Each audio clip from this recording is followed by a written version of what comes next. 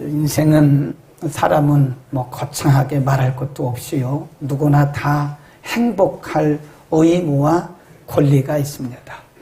왜 그러냐면 인생이라고 하는 것은 단 1회 이 땅에서 한 번 주어진 것이고요. 하나님께서 우리에게 주신 기회이기 때문에 이 땅에 태어난 모든 인생은 행복할 의무도 있고 책임도 있고 권리도 있습니다. 물론 행복이라고 하는 이제 개념이 문제겠죠. 행복의 개념이 뭐냐?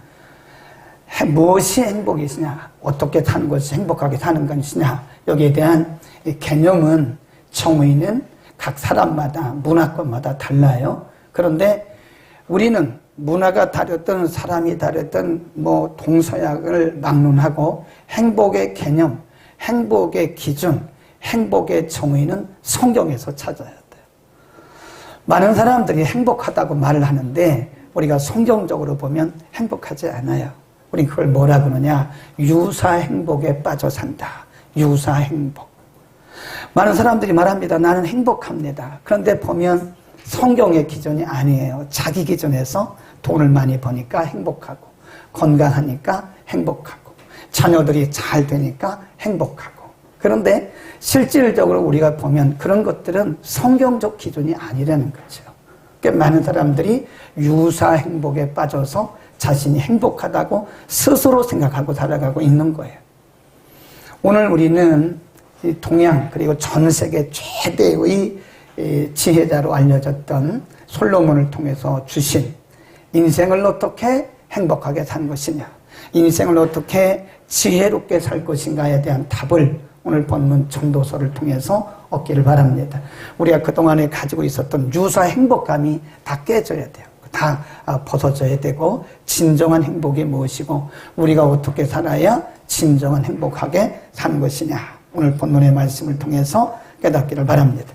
우리가 행복한 그리고 지혜로운 인생을 살려면 어떻게 해야 되느냐? 18절입니다.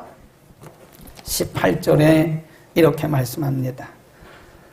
사람이 하나님의 주신 바, 거기 줄봅시다. 하나님의 주신 바. 이게 수동태예요.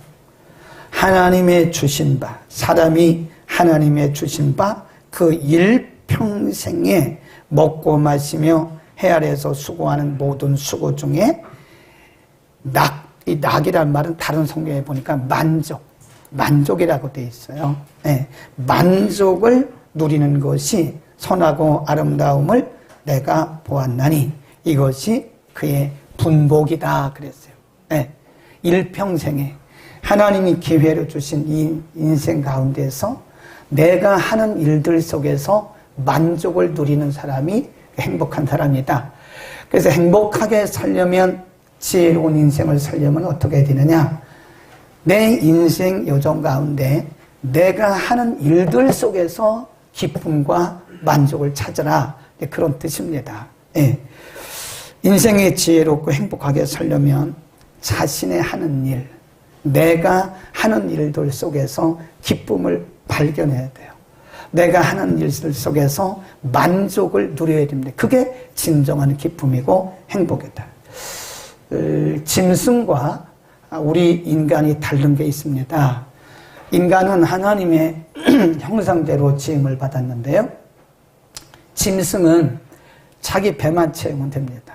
예, 주인을 기쁘게 할 마음도 없어요. 짐승이, 여러분 개나 소나 돼지가 능동적으로 자기가 자원해서 주인을 기쁘게 하려고 하는 거 보셨습니까? 훈련되어진 거예요.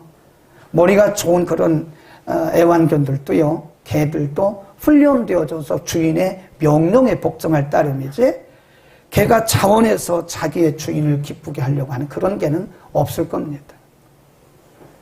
그런 소가 있나요? 그런 돼지가 있나요? 그런 짐승이 어디 있나요? 이 짐승은 자기 배만 채우면 돼요. 자기 배만 채우면, 배부르면 만사오케입니다. 네. 거기 보람 이런 게 없어요. 짐승은 자기의 삶 속에서 어떤 보람이라든지 이런 걸 못 느낍니다. 그냥 배부르면 끝나는 거예요. 배부르면. 근데 인간은 배부르면 끝나는 게 아닙니다. 인간에게는 만족이라고 하는 것이 있어야 자기의 자기됨을 알아요. 나의 존재감을 언제 알게 되느냐? 만족. 우리가 자신의 존재감을 모르게 되면 짐승하고 똑같은 거예요. 그냥 먹고 자고 그렇게 사는 게 그게 사람 사는 게 아니죠. 네. 인간에게는 자신의 자존감, 나의 존재감을 알 때 행복을 느끼게 되는 것이고, 그리고 그때부터 내가 살아야 할 이유와 목적을 알게 되는 겁니다. 오늘 본문에서 그러려면 나의 나됨을 알기 위해서는 자기의 일을 찾으라는 거예요. 자기의 일, 내 일. 우리는 그걸 조금 어려운 말로 말하면 미션이라고 해요. 사명, 콜링이라고 그래요. 소명. 하나님께서 우리를 부르신 부분이 있어요. 우리가 어제 학개서를 공부했는데 바벨론에서 돌아온 유다 백성들이 무너진 성전을 재건하다가 사마리아 사람들이 조롱하죠. 내부적인 갈등이 있죠. 그러니까 그 거룩한 일을 놔버렸어요.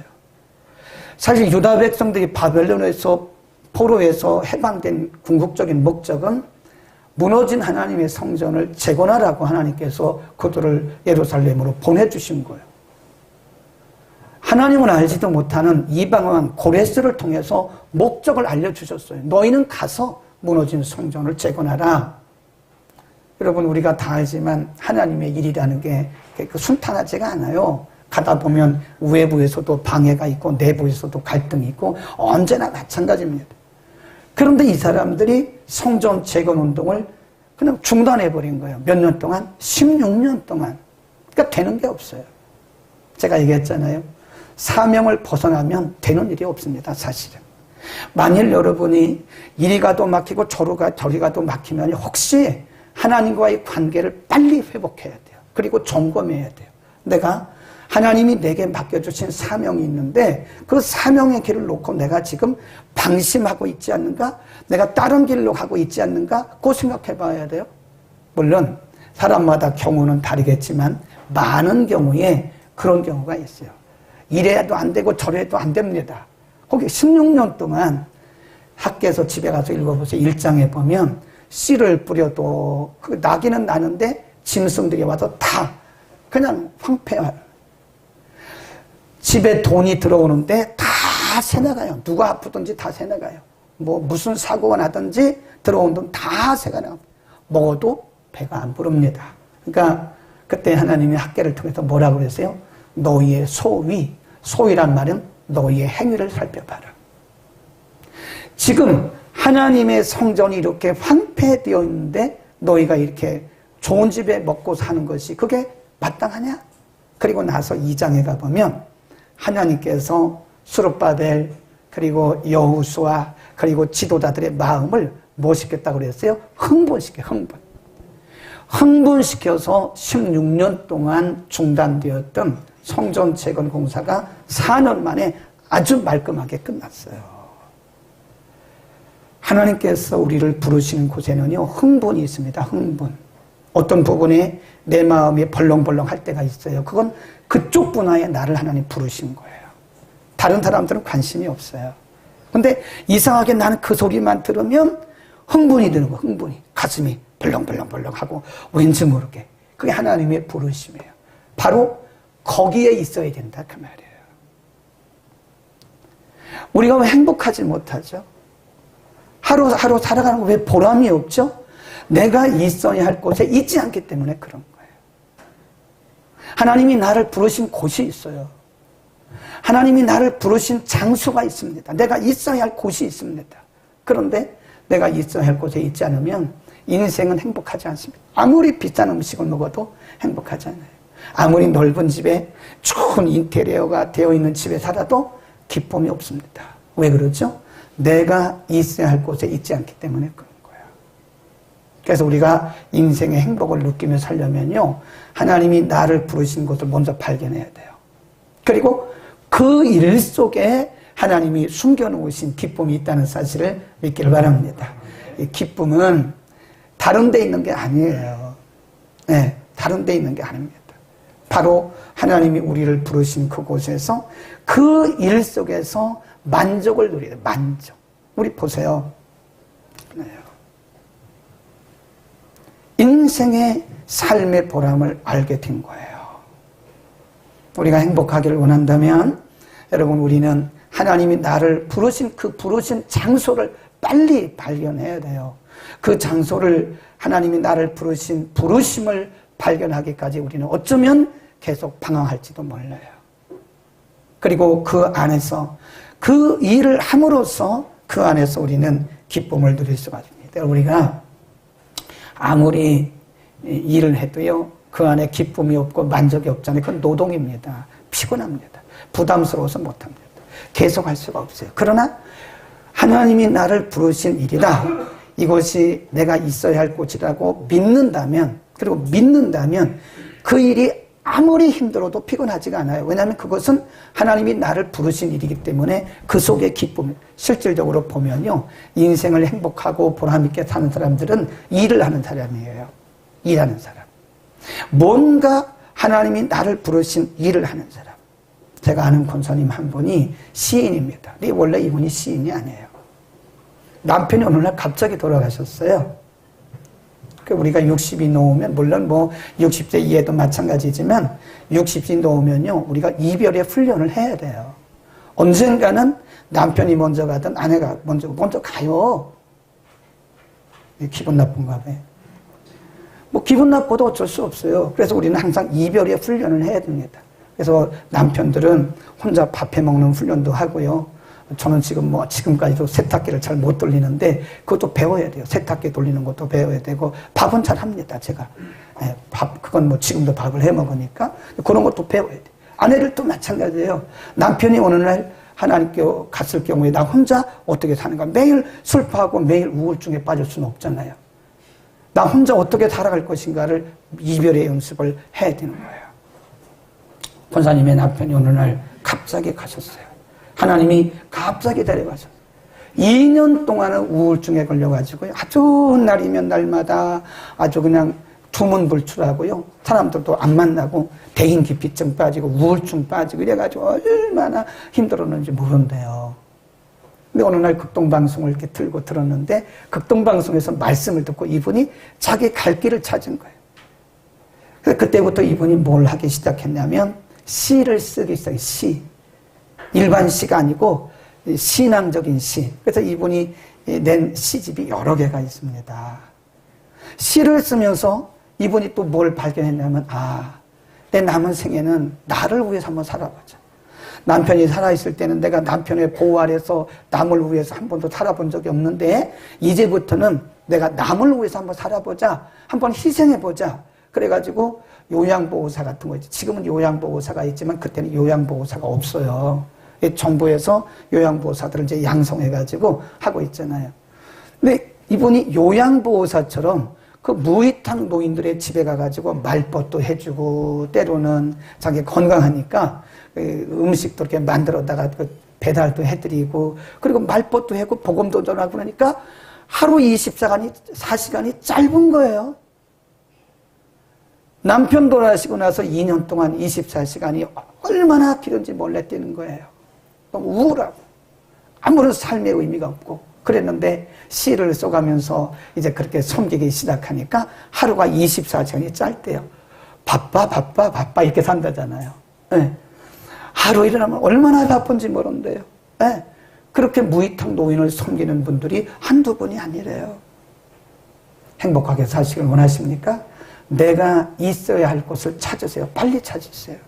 하루라도 빨리 찾으세요. 이렇게 우리가 어벙벙하게 시간을 허비할 시간이 없습니다. 네.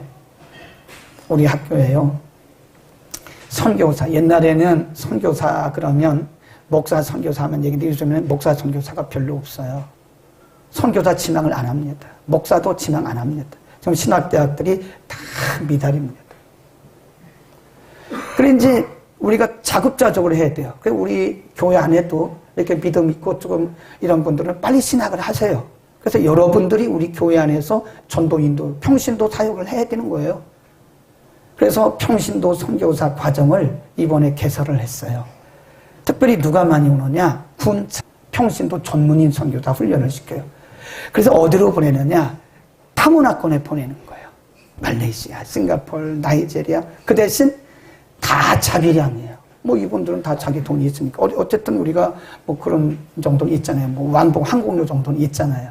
그 어려운 나라니까 생활비도 많이 안 들어가잖아요. 그러니까 대개 보면 그분들이 다 전역하고 공무원 은퇴한 그런 분들이라고요. 그러니까 대개 보면 65세 전후에 70 넘은 분도 있어요. 목사님 저도 됩니까? 가능합니다. 이제는 선교 현지에 가서 꼭 뭐 그렇게 설교만 하는 것이 아니라 6개월 해서 무슨 설교를 하겠어요? 그게 전문인 선교사예요. 가서 머리도 깎아주고 가서 뭐 어떤 분은요 그 용접하는 분도 있어요. 용접. 가서 용접 기술을 배워가지고 막 그 고등학교 가가지고 용접을 가르치면서 복음을 전하는 거예요. 그게 전문인 선교사라. 여러분 도전받기를 바랍니다.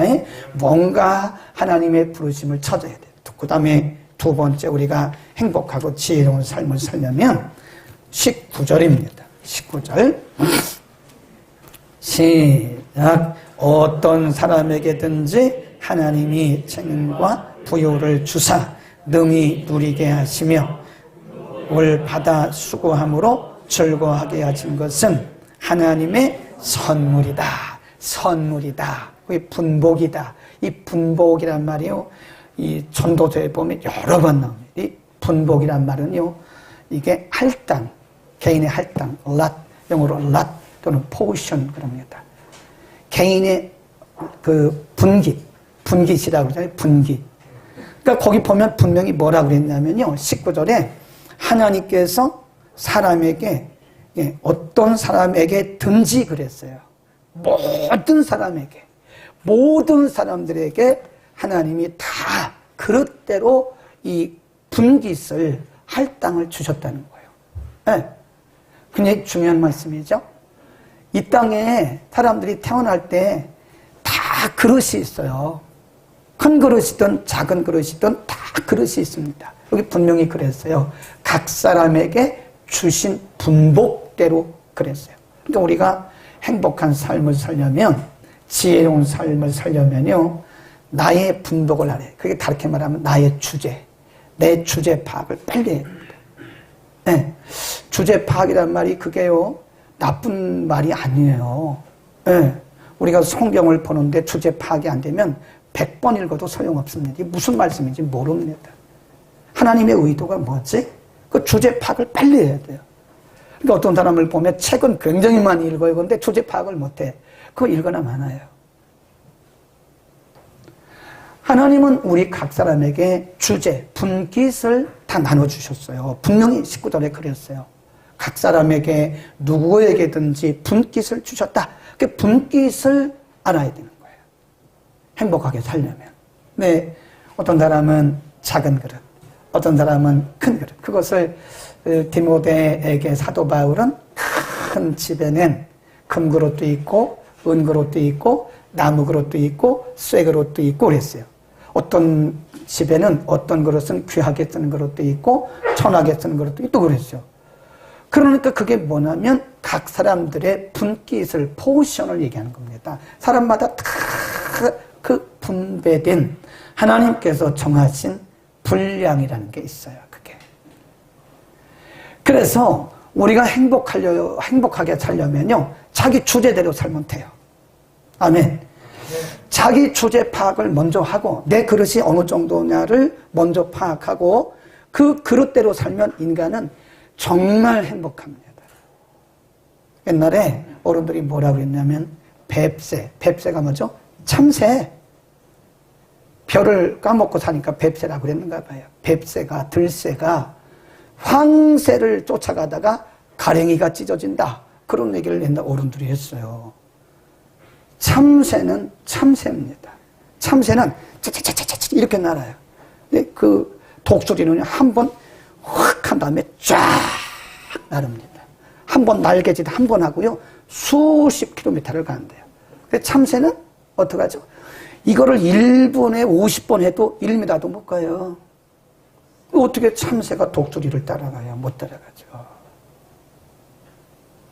그러니까 중요한 것은 그게 부끄러운 게 아니라니까요. 내 그릇을 아는 게 부끄러운 게 아니에요. 어? 하나님께서 각 사람마다 그릇을 딱 정해줬다는 게 태어날 때부터 그 그릇을 정해 주셨기 때문에 그 그릇 안에 살아야 된다는 겁니다. 그래서 우리가 행복하게 살려면 자신의 분목을 알아라. 그리고 그릇대 살아라. 자기 분기대로 살아라. 그러니까 여기서 우리가 분명히 알아야 할 것은 남과 비교하면 안 돼요. 아니 나는 참새인데 어떻게 황새하고 비교합니까? 참새는 참새고 어떤 사역인데 그렇다거나 예를 들면 그렇다는 겁니다. 네. 어떤 분들은요 모임에 안 가려고 그럽니다. 또 모임에 갔다 오면 스트레스를 받아요. 굉장히 아주 그냥 모임 갔다 오면 자기 남편한테 신경질 내고 막 그러는데 왜 그러냐? 당신은 뭐 했냐 이거야 지금까지. 고등학교 동창회 가보니까 어떤 사람은 그것도요 접어서들어야 됩니다. 내가 볼 때 거의 그 부인들도 뻥튀기를 많이 하더라고요. 자기 부인이 과장인데 막 부장이라고 그러고 이사라고 그러고 그 뻥튀기 많이 한대요. 기 안 죽으려고. 아니 고등학교 동창회 가보니까 뭐 누구는 공부할 때 고등학교 다닐 때 공부도 못해가지고 중고등학교 다닐 때 공부도 못해가지고 막 그랬는데 남편이 부장이라잖아. 삼성. 나중에 알고 보니까 삼성 계열사야. 진짜 삼성이 아니고 막 남편에게 화를 내는 거야. 막 신경질을 부리고 애매하게 애들 막 두드려 패고 막 그러는 거예요. 그거 왜 그러죠? 그 비교해서 그런 거예요. 비교하지 마세요. 저도 경험이 있으니까 제 경험 삼아서 말씀을 드린 거예요. 나는 나예요. 하나님이 정하신 그릇이 다 있어요. 그만큼 살면 돼요. 그리고 우리가 중요한 것이 또 하나 있는데 반드시 만족을 해요. 거기 디모데전서 6장에 보면 거기 디모데에게 사도 바울이 경건에 이르는 삶을 가르쳐요. 이 경건에 이르는 삶을 가르치면서 뭐라고 했냐면 자족하는 마음은 경건의 유익이 되느니라. 자족이 뭔데요? self-satisfaction. 그러니까 내가 스스로가 만족하는 거를 자족, 지족 그럽니다. 지족. 만족을 아는 거를 지족 그래요. 지족. 만족해야 돼요. 만족. 네, 만족하지 못하면 우리는 계속 욕심을 내다가 도적질해요. 네, 도적질하거나 남의 것을 훔치거나 아니면 남의 것을 이렇게 강탈하거나 그렇습니다. 네, 그러니까 내 거로 만족을 하는 거예요. 내 거로. 내 그릇에 만족해야 돼요. 아멘. 비교하지 말고 내 분야, 이거 하나님이 내게 주신 거야. 일단 너무 소중한 거야. 다윗도 시편에 보면요. 줄로 재어준 내 구역은 심히 아름답도다. 아멘. 다윗이 그런 고백을 했어요. 줄로 재준, 하나님께서 줄로 재어주신 그 구역은, 그 구역이 뭐냐? 포션이에요. 나의 분깃이에요. 하나님이 줄로 재어주셨다고 지금 다윗은 믿고 있는 거예요. 나에게 맞게 하나님이 줄로 딱 알맞게 나에게 주어주신 그 구역은 실로 아름답도다. 그게 뭐예요? 만족을 누리는 거죠. 만족. 내게 있는 것으로 만족할 수 있기를 바랍니다. 그 다음에 마지막 20절 보세요. 20절에 이런 말씀이 있어요. 저는 그 생명의 날을 이 관념치 아니하리니 이는 하나님이 저의 마음에 기뻐하는 것으로 응하십니다. 거기 보면 저는 하나님 또는 하나님의 은혜를 깨닫는 사람은 그 생명의 날을 깊이 관념치 않는다. 그 말은요, 자기의 생사에 대해서 내가 걱정하지 않는다 그런 뜻이에요. 다르게 말하면 나의 살고 죽는 것을 하나님 앞에 맡긴다 그런 뜻이에요. 내 생명이 하나님 앞에 있기 때문에 내가 오늘 죽어도 나는 내 분깃 안에 만족하면서 여기서 기쁨을 누리며 내가 살겠다 그런 거예요. 여러분, 우리가 사람이 아무리 그래도 사람은 사람이에요. 우리의 생명을 어떻게 할 길이 없습니다. 하나님이 오라 그러면요 그냥 가는 거예요. 네. 여러분, 그거 옛날에 우리 어렸을 때 땅 따먹기 했었죠. 땅 따먹기. 여자애들이고 뭐 남자애들이고 땅 따먹기 하잖아요. 이 땅 따먹기 한다고요. 이렇게 넓게 그려놓고 이제 그 충청도에서는 세금팔이라고 그래요. 세금팔이. 이렇게 세금팔이 뭔지 아세요? 세금팔이 이렇게 해가지고 척하고 줄 이만큼 긋고 또 척하고 줄 이만큼 긋고 이렇게 땅 따먹게 하는 거예요. 가위바위보 이긴 사람이 또 하고 가위바위보 또 땅 따먹게 하고 그러다 보면 해가 뉘어누워져요. 그러면 이제 어머니가 부르 도겸아 밥 먹어 이 자식아 막 그러면 땅 따먹게 하다가 그 세금팔이 다 놓고 어떻게 합니까? 발로 싹 지워버려 그냥. 그리고 가서 밥 먹고 그거 이튿날 오면 없어졌어요. 그럼 다시 그리는 거예요. 다시 그리고 또 땅 따먹게 하네. 인생은 땅 따먹기와 똑같아. 많이 가진 사람이나 적게 가진 사람이나 차이 없어요. 하나님이 와 그러면 다 놓고 가야 되는 거야. 다 놓고 가야 돼. 43평 아파트 살든 뭐 지하에 살든 내가 연봉이 뭐 1억이든 2천이든 그 상관없어요. 어떤 것으로도 오라라고 하시는 그 하나님의 명령을 누구도 거역할 수가 없어요. 다 놓고 그냥 가야 돼. 그러면 싹 지워지는 거예요. 인생이 그런 겁니다. 그러니까 땅 따먹게 하는 것과 아주 흡사하다. 하나님이 오라 그러면 그 사금팔이 이런 거 다 놓고 가야 되는 거예요. 어떤 사람이 지혜로운 사람이냐, 어떤 사람이 행복한 사람이냐, 자기 인생을 하나님께 맡긴 사람이에요. 그 얘기입니다, 이게. 내가 발버둥 막 친다고 되는 게 아니더라니까요. 물론 우리가 열심히 수고하고 열심히 일해야 되지만 내가 발버둥 친다고 되는 게 아니에요. 우리의 생명도 내가 발버둥 친다고 되는 게 아니에요. 하나님이 살게 하셔야 사는 것이지 하나님이 생명 거두시면 그냥 가는 거예요. 간다 하더라도 거기까지죠 뭐. 네. 20절 말씀이 바로 그런 말씀이에요. 지혜로운 사람, 행복한 사람은 자기의 생명의 이 줄을 찾고 계신 분이 하나님이신 것을 믿고 하나님께 모든 것을 맡기고 사는 사람. 하루하루 맡기고 사는 사람. 네. 우리가 뭐 안 가려고 막 발버둥 친다고 우리가 살 수 없어요. 하나님의 때가 되면 하나님이 정하신 때가 되면 그냥 세금팔이 놓고 다 가야 되는 거예요. 그러니까 모든 것을 다 하나님 앞에 맡기고 사는 사람이 행복한 사람. 아멘. 모든 걸 맡깁시다. 우리가 그렇게 막 발버둥 친다고 되는 게 아닙니다. 우리에게 주어진 그릇을 알고 그 그릇 안에서 분량 안에서 정말 기뻐하고 하나면 하나에서 기쁨을 만족하고 둘이면 둘에서 기쁨을 만족하고 남을 뭐 질투할 것도 없어요. 시기할 것도 없어요. 비교할 것도 없어요. 우울증에 빠질 것도 없어요. 자존심에 빠질 것도 없어요. 또 열등감에 빠질 필요도 없습니다. 기도하겠습니다.